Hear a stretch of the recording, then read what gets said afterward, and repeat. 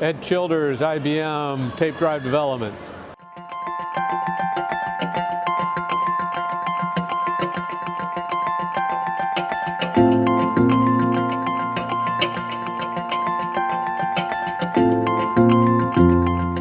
What it really shows is that when we extend our roadmap, there's plenty of technology in the bank to get to that roadmap.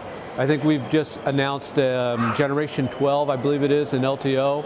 I can't tell you what the number is because I can't do math that fast, but these announcements by Fujifilm on strontium ferrite, the combination of the IBM Zurich research and Sony sputtered media demonstrating, I think it was 230 terabytes. Those are just examples that give us confidence that we will be able to extend the roadmap. There's plenty of headroom technology-wise in tape. As compared to maybe the other technologies for archive, like maybe HDD or optical, both which have bumped their heads on fundamental laws of physics.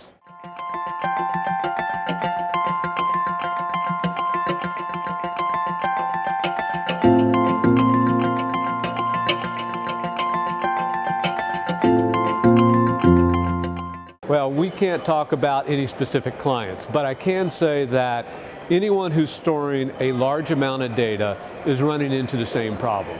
Data is growing faster than what they can store on traditional means on disk, so they're having to find some other technology to tier that data to.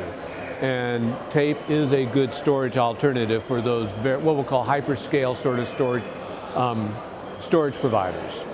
So yeah, it's a big market and it's growing probably faster than any other of our segments at this point in time.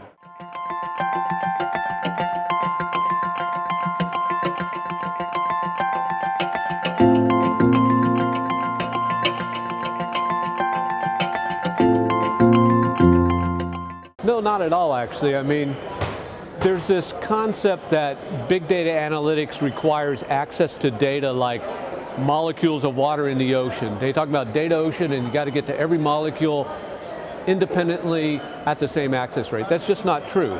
Actually, data is stringy. It's more like, I don't know, bad analogy, kelp in the ocean. You can predict and collate data along lines of what you need to analyze and bring it back for that analytics. The idea that you have to have random access to every byte is just not the way analytics works, or the way, more importantly, clients are using analytics. In fact, today, it was interesting, I had a discussion with a company developing analytics for self-driving cars. They're looking at putting data on tape because they're collecting too much data.